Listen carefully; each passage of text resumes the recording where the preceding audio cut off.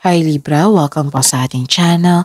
At ito ay inyong Daily Gabay Tarot Reading for November 8, 2024. Please be reminded kung naka-resonate kayo, comment down. Kung hindi ka naka-resonate, ibigay niyo po sa iba kasi general reading po ito. This is for you Libra ngayong November 8, 2024.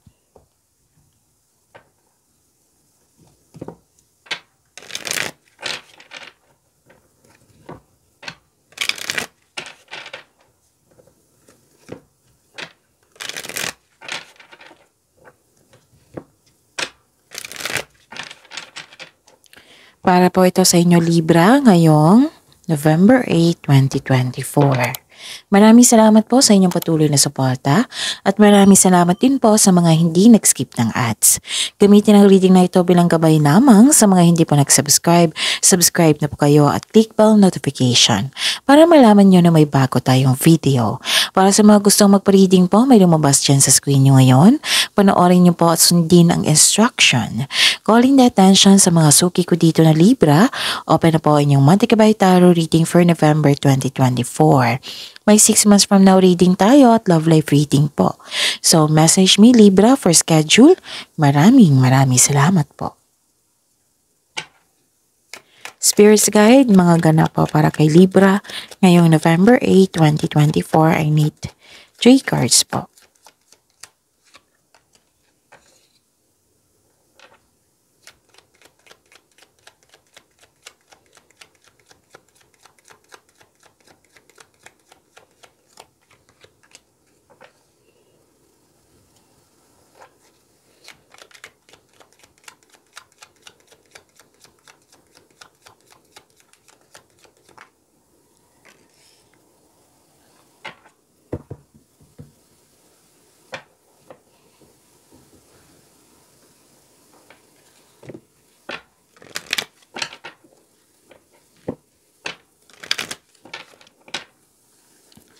Spirits Guide, mga mensahe po para kay Libra ngayong November 8, 2024. I need 2 cards po.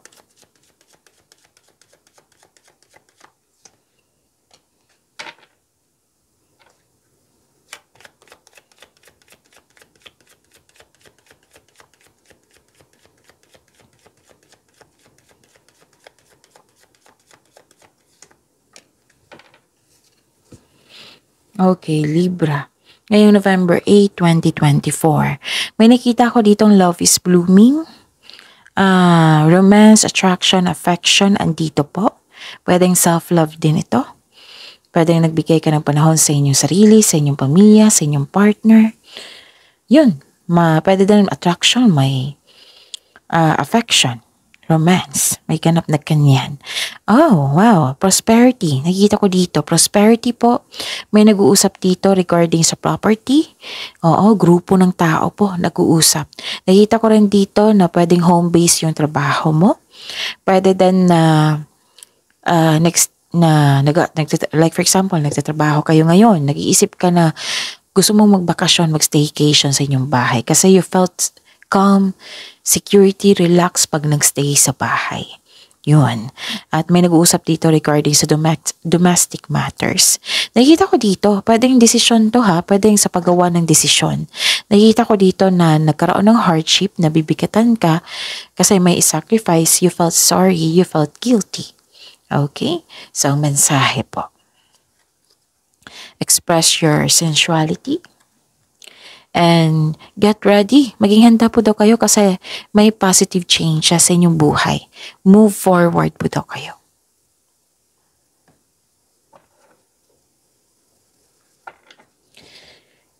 Spirits Guide, ano po yung energy ni Libra ngayong November 8, 2024?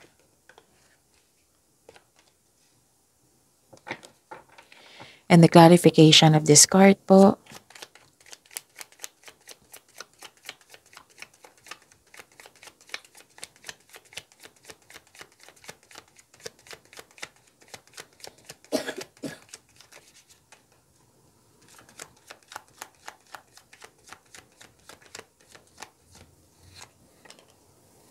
Okay. Libra. Ngayong November 8, 2024, okay. Sa mga may oras dyan, kung gusto nyo po, panoorin nyo po yung last 4 days kabay tarot reading. Like for example, napanood nyo ito ngayong November 8, 2024, panoorin niyo po yung 7654. Kung may nakita kayo or may narinig kayong repeating message, ibig sabihin yan, pinupush ng cards nyo na kailangan yung bigyan ng atensyon. Na kung maaari po, bigyan nyo po ng solusyon at aksyon. Remember Libra, at the end of the day, alam mo na ikaw lang taong may kakayahan at responsable na gumawa ng sarili mong katotohanan at kinabukasan.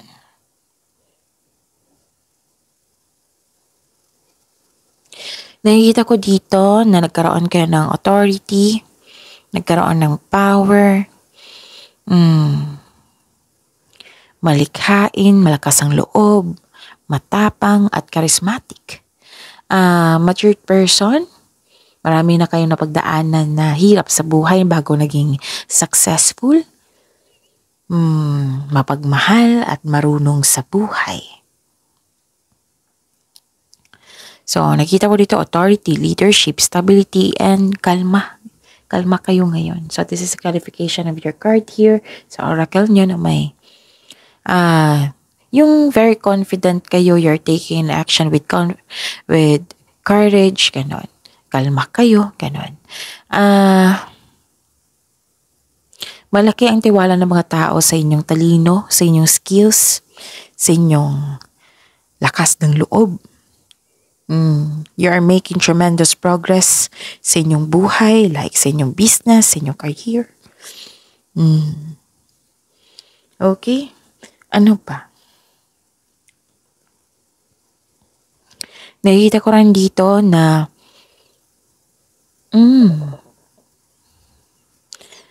umiwas po daw kayo sa taong masakit kung magsalita.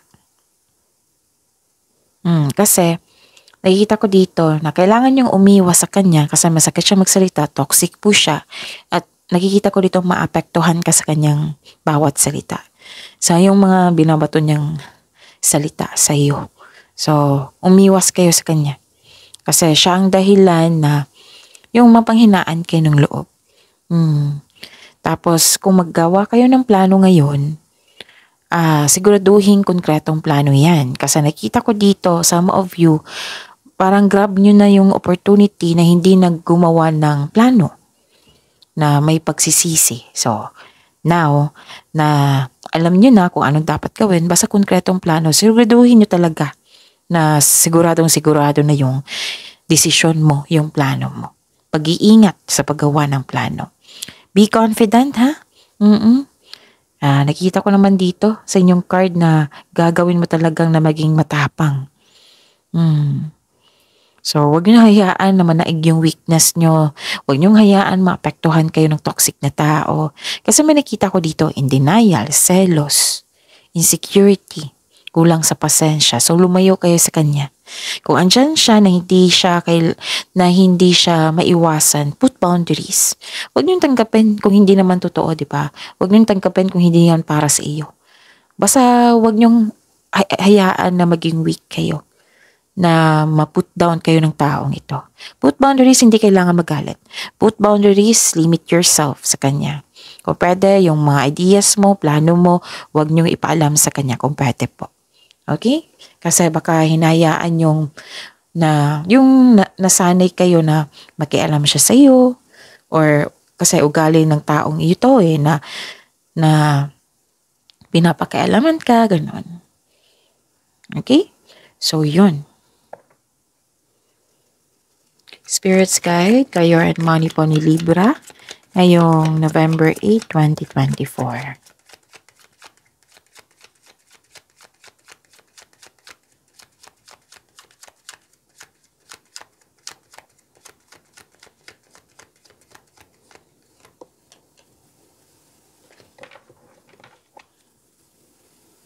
The clarification of this card po. Para kay Libra,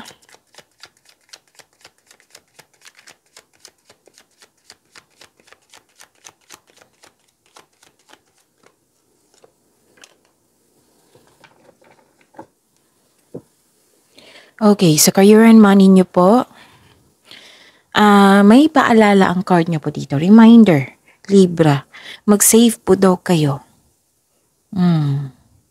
Mag-save po daw kayo at saka kasi may nakita ko dito, like for example, may gusto kayong bilhin. May gustong kunin or bilhin na hindi nyo malaya na check out nyo na. You have to control yourself, sabi po ng card dito. Pwede din na pwedeng sa pag-achieve, gusto nyo mangyari ngayon, ganon. You have to control yourself. Yung baka nagkaroon ng pagkasta na hindi mo naman kailangan.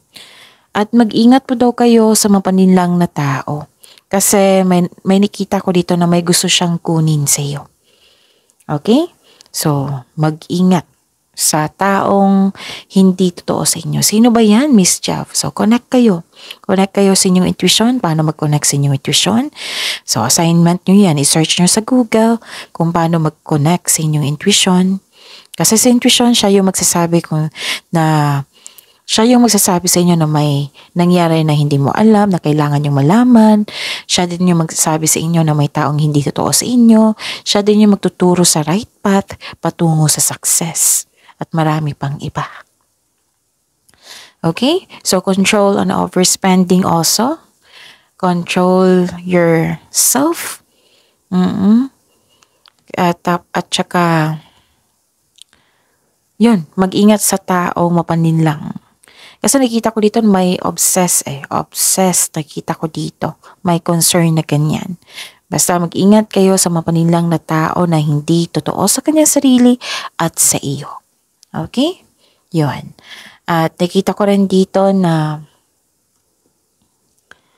you're living in the past. May naalala kayo sa nakaraan. Nostalgia po. Yung like for example na may naalala kayo na mas much better po noon, sa bata pa kayo. Example yan ha, sa bata pa kayo na walang problema, ngayon marami ng problema, ganun. May mga ganap na ganyan. Yung mas gusto mo pa yung nakaraan kaysa ngayon. Oo, tapos na hindi ka maka-move forward. Pwede din na mas gusto mo yung ugali ng isang tao noon kaysa ngayon na nagbago siya. Pwede ganun. Tapos pwede din na may unexpected kayong kausap ngayon na nagpaalala sa iyo sa nakaraan. Yung nirecall nyo ang nakaraan. So, let the memories rest. Kasi yung nangyari sa nakaraan, nasa nakaraan na yun, sa past na yun. So, learn from the past and move forward. Try something new sa present po. Make yourself busy para may better outcome tayo sa future. Okay? Kasi kung kaka-look back natin sa nakaraan, maging stagnant yung present natin, paano na kaya yung future natin? Diba? So, yun. Sikapin. Spirit's Guide. Love life, self-love, partnership, and romance. Ni Libra ngayong November 8, 2024.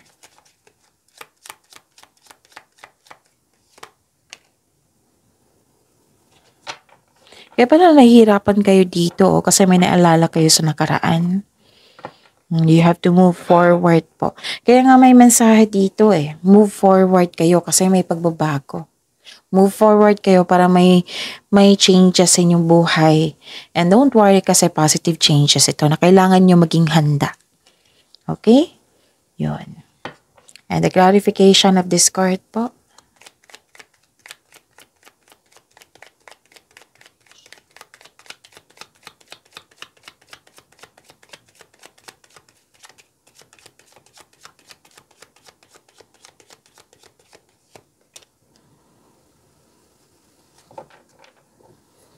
Okay. Maraming salamat po sa patuloy na tiwala at suporta sa ating channel. At maraming salamat din po sa mga hindi nag-skip ng ads. Okay. Nakikita ko dito, quick action, Pwedeng may dumating na balita, pwedeng may dumating na tao. Yung hinintay nyo, tapos binigyan nyo ng agarang aksyon or reaction. Busy kayo dito, movement, transition, quick action, nakikita ko talaga dito. Busy sa kakaisip, pwede. Busy sa mga ginagawa, pwede. Oo. Sa araw na ito, may mabilisang pagdidesisyon. Darating ng inaantay mong mensahe. May parating na blessings na magbibigay ng saya sa'yo. Maaring may travel kayo ngayon ha, or isang bagong tao na darating sa iyong buhay. May nakita rin ako dito na parang may away dito. So check natin mamaya or sa susunod na reading natin. Okay? Tapos sa mga single dito, good news ha, kasi may parating na romantic partner na papasok sa inyong buhay pag-ibig. Wow! Libra. So, ilan sa inyo excited? May matanggap kayong event invitation or mag-ask sa'yo ng date. May travel talaga dito. Pwedeng nagplano kayo ngayon or may literal na travel ngayon. Tapos, sa buhay mag-asawa, pwedeng lumabas kayo ngayon. Yung may usapan kayo, lalabas tayo mamayang gabi ha, ganon. Basta may ganap na ganyan. Pwede din travel ito. Yung romantic travel. Wow. So yun, may parating na exciting moment. Oo, may excitement na excite ka dito eh. And abundance. Nakita ko dito abundance po. May nag-invite or offer. And busy kayo ngayon. Busy kayo. And ano pa? Nakikita ko rin dito na nakikita ko rin dito na nagkaroon ng lumabas nga.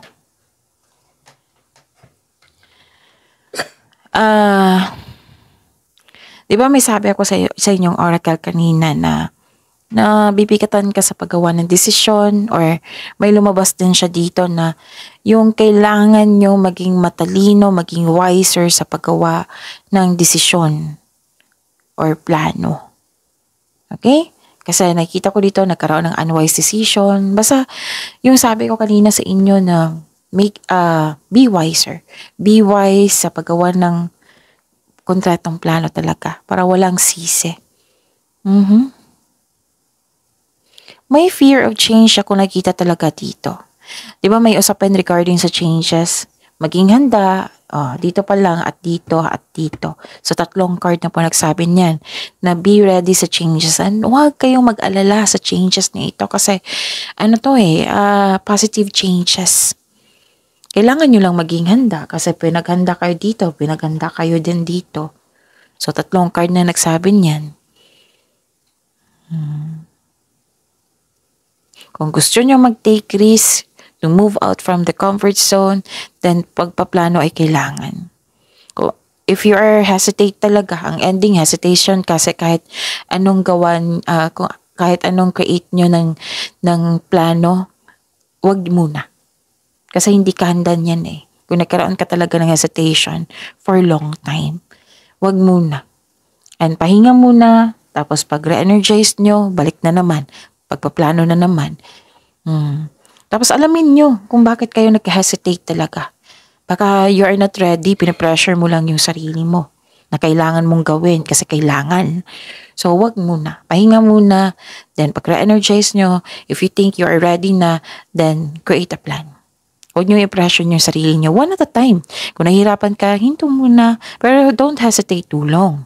Syempre, like for example, isang buwan kayong hindi nag-iisip ng plano, wag naman ganun. Baka kasi opportunity to. Baka makasay mawala yung opportunity. Kasi nag-iisip kayo ng mahabang oras na walang solusyon, walang desisyon. Time management ay kailangan. Okay? Kasi nakita ko dito, pinapressure mo yung sarili mo. Or gusto mo magra-rush or naging perfectionist or may taong may concern sa perfectionist, pwedeng ganun.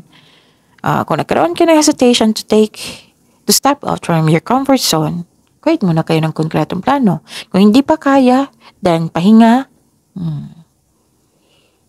Okay? Kasi mahirap kasi pag drain na drain ka tapos pinupush mo talaga yung sarili mo para makagawa ng konkretong plano. So, no muna. Pahinga muna. Alam niyo naman anong epekto niya ng exhausted na yan. Hindi yan blockages, hindi lang sa pinapahirapan niyo mo sarili mo. Makaka-apekto yan sa health natin. So, be careful talaga. May nakita naman akong plano dito. Nag-create ka ng plano to move forward, to take an action. Pero, yun nga, nagkaroon pa ng hesitation. Or kumbaga, mamaya na, ganun. Pero kung travel ito, matutuloy ito. Pero kung hindi ito matuloy, may nakita kong away. Pero kung away man yan or argument, baka kailangan na pag-usapan. Be honest to yourself. Be honest to yourself. Be honest to the other person na kausap mo. Na nahirapan ako sa paggawa ng desisyon. I think I need a time. Ganun. Lahat naman tayo kailangan ng time para makapag-isip ng mabuti. Hindi naman pwede na mabilis tayong magdesisyon na go na tayo na hindi nyo pinagplanuhan ng mabuti. Okay? So, ang daming mensahe. So, pagyamanin yung blessing sa binigay sa inyo, Libra. Okay? See you tomorrow, Libra. Please like, subscribe, and click po button for notification para updated po kayo sa daily tarot reading natin. Maraming salamat po.